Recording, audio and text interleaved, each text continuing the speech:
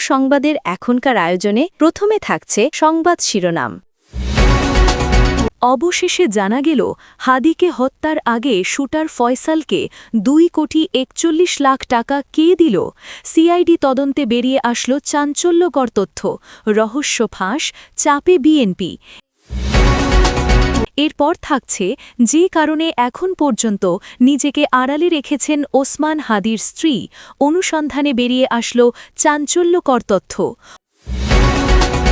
অবশেষে খোঁজ মিলল ওসমান হাদির খুনির সেই নিরাপদ আস্তানার, অনুসন্ধানে বেরিয়ে আসলো নির্বাচন আটকানোর চাঞ্চল্যকর তথ্য। এতক্ষণ শুনছিলেন সংবাদ শিরোনাম, এখন জানাবো বিস্তারিত। বাংলাদেশের গণমাধ্যম জগতে কিছু ঘটনা থাকে যা প্রচলিত সংবাদ কাভারেজের সব নিয়ম ভেঙে দেয়, যেখানে অভিজ্ঞ সাংবাদিকদের ক্যামেরা পর্যন্ত অসহায় হয়ে পড়ে। শত চেষ্টা করেও ধরা যায় না কাঙ্ক্ষিত সেই মুহূর্ত। এমনই এক বিরল ও ব্যতিক্রমী ঘটনা হয়ে উঠেছে শরীফ ওসমান হাদির মৃত্যু। এই মৃত্যু শুধু একটি মানুষের জীবনের ইতি নয়, বরং এটি জন্ম দিয়েছে অসংখ্য প্রশ্ন, কৌতূহল ও নীরব বিস্ময়ের। সারা দেশে যখন তার মৃত্যুর খবর ছড়িয়ে পড়ে, তখনই সামাজিক যোগাযোগ মাধ্যম থেকে শুরু করে চায়ের দোকান, অফিস, আদালত সবখানেই আলোচনার কেন্দ্রে উঠে আসে একটি বিষয়। হাদির মৃত্যুর খবরের পাশাপাশি মানুষের মনের সমান্তলে যে প্রশ্নটি ঘুরপাক খেতে থাকে তা হল, তার স্ত্রী কোথায়? কে এই রহস্যময়ী নারী যাকে আজ পর্যন্ত কেউ দেখেনি, কেউ চেনে না, এমনকি স্বামীর মৃত্যুর পরও যিনি জনসম্মুখে আসেননি। সাধারণত বাংলাদেশের প্রেক্ষাপটে কোনো প্রভাবশালী বা পরিচিত ব্যক্তির মৃত্যু হলে পরিবার পরিজন সামনে আসেন। শোক প্রকাশ, জানাজা, দাফন কিংবা গণমাধ্যমের মুখোমুখি হওয়া এইসব যেন এক ধরনের সামাজিক নিয়মে পরিণত হয়েছে। কিন্তু শরীফ ওসমান হাদির ক্ষেত্রে সেই চিত্র পুরোপুরি ভিন্ন। তার মৃত্যুর পরও স্ত্রীকে কোথাও দেখা যায়নি। কোনো ছবি, কোনো ভিডিও, কোনো প্রকাশ্য বক্তব্য কিছুই নেই। আর এই অনুপস্থিতি মানুষের কৌতূহলকে আরও গভীর করে তুলেছে। গত কয়েকদিনে দেশের বিভিন্ন প্রান্তে হাদির মৃত্যু নিয়ে মানুষের প্রতিক্রিয়া ছিল ভিন্ন ভিন্ন। কেউ শোকে মুহ্যমান, কেউ বিস্মিত, আবার কেউ বা স্বস্তির নিঃশ্বাস ফেলেছেন, এমন প্রতিক্রিয়াও শোনা গেছে। তবে সব অনুভূতির কেন্দ্রে একটি অভিন্ন প্রশ্নই ছিল, এত বড় একজন ব্যক্তিত্বের স্ত্রী কোথায়? কেন তিনি নেন? অনুসন্ধান করতে গিয়ে জানা যায়, হাদি ইচ্ছাকৃতভাবেই দীর্ঘদিন ধরে নিজেকে জনচক্ষুর আড়ালে রেখেছেন। এটি কোনো হঠাৎ নেওয়া সিদ্ধান্ত নয়, বরং অনেক দিনের পরিকল্পিত আত্মগোপন। ঘনিষ্ঠ সূত্রের ভাষ্যমতে তিনি সবসময়ই প্রচারের বাইরে থাকতে স্বাচ্ছন্দ্য বোধ করতেন। গণমাধ্যম, সামাজিক আলোচনার কেন্দ্রবিন্দু এসব থেকে নিজেকে দূরে রাখাই ছিল তার জীবন দর্শন। এছাড়াও একটি গুরুত্বপূর্ণ বিষয় সামনে এসেছে, তাদের একটি সন্তান রয়েছে, একটি ছেলে। স্বামীর পরিচয়, অবস্থান ও তাকে ঘিরে থাকা নানা বিতর্কের কারণে স্ত্রী ও সন্তানের নিরাপত্তা নিয়ে বরাবরই উদ্বেগ ছিল।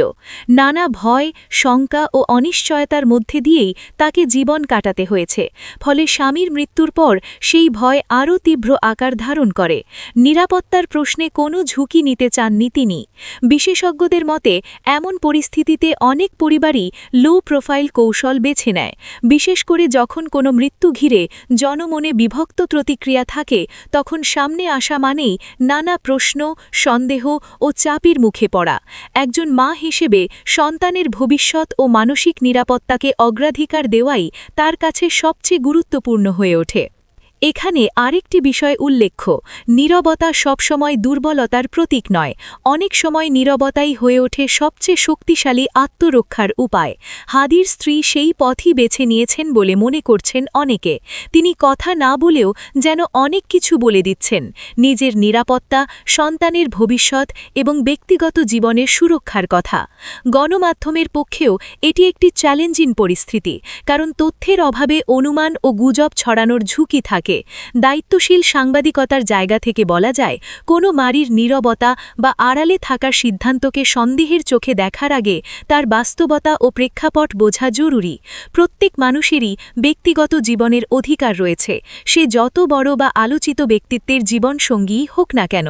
শরীফ ওসমান হাদির মৃত্যু হয়তো অনেক রহস্য, প্রশ্ন ও আলোচনার জন্ম দিয়েছে, কিন্তু তার স্ত্রীর অনুপস্থিতি আমাদের মনে করিয়ে দেয় আরেকটি গুরুত্বপূর্ণ বিষয়: সব সত্য ক্যামেরার সামনে আসে না, আর সব নীরবতার মানে রহস্য নয়।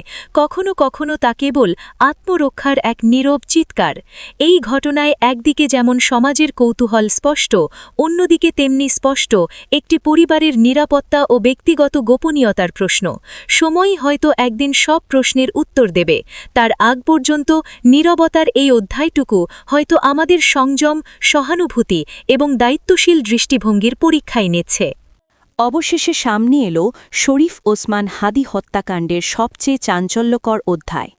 দীর্ঘ অনুসন্ধান ও জিজ্ঞাসাবাদের পর সিআইডির তদন্তে উঠে এসেছে এক বিস্ফোরক তথ্য।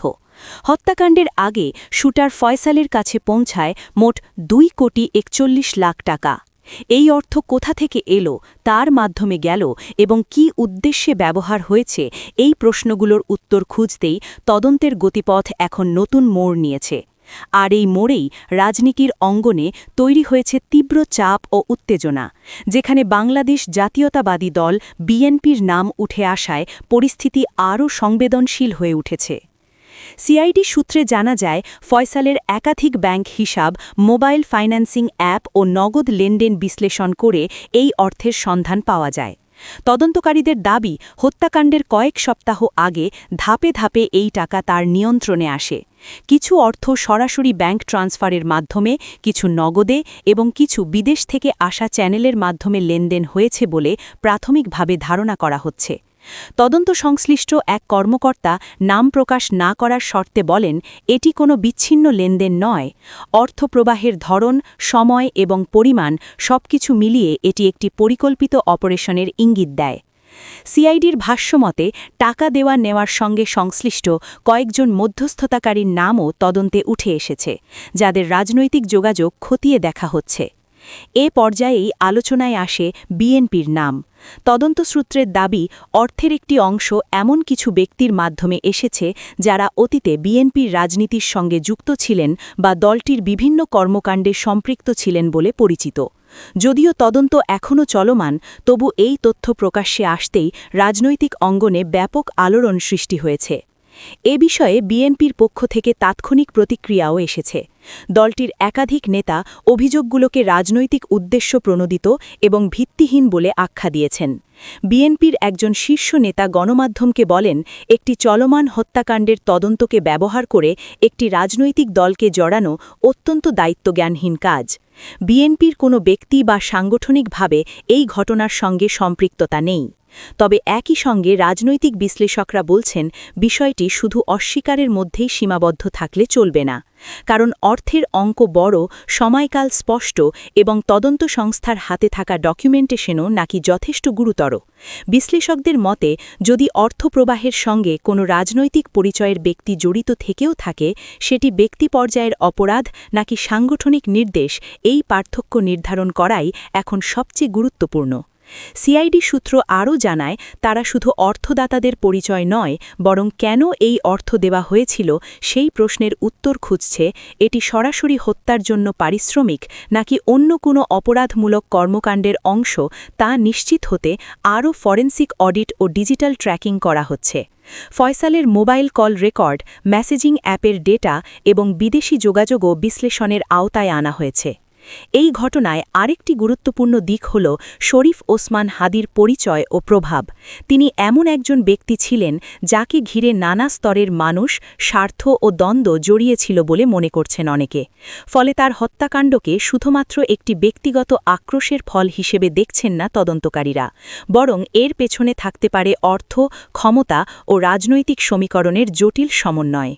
রাজনৈতিক মহলে ইতোমধ্যেই আলোচনা শুরু হয়েছে, এই তদন্ত শেষ পর্যন্ত কোথায় গিয়ে দাঁড়াবে।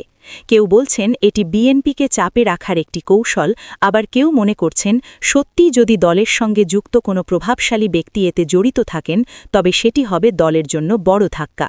তবে আইন বিশেষজ্ঞদের মতে, তদন্ত শেষ না হওয়া পর্যন্ত কোনো চূড়ান্ত সিদ্ধান্ত নেওয়া উচিত নয়। এই মুহূর্তে সবচেয়ে বড় প্রশ্ন, সত্য কি শেষ পর্যন্ত সামনে আসবে? সিআইডি কি সব চাপ উপেক্ষা করে নিরপেক্ষ তদন্ত চালাতে পারবে? আর রাজনৈতিক দলগুলো কি তদন্তকে প্রভাবিত করার চেষ্টা করবে, নাকি আইনের প্রতি সম্মান দেখাবে? একটি বিষয় স্পষ্ট, 2,41,00,000 টাকার এই তথ্য হাদি হত্যাকাণ্ডকে আর সাধারণ কোনো অপরাধের তালিকায় রাখেনি। এটি এখন রাষ্ট্র, রাজনীতি ও বিচার ব্যবস্থার জন্য একটি বড়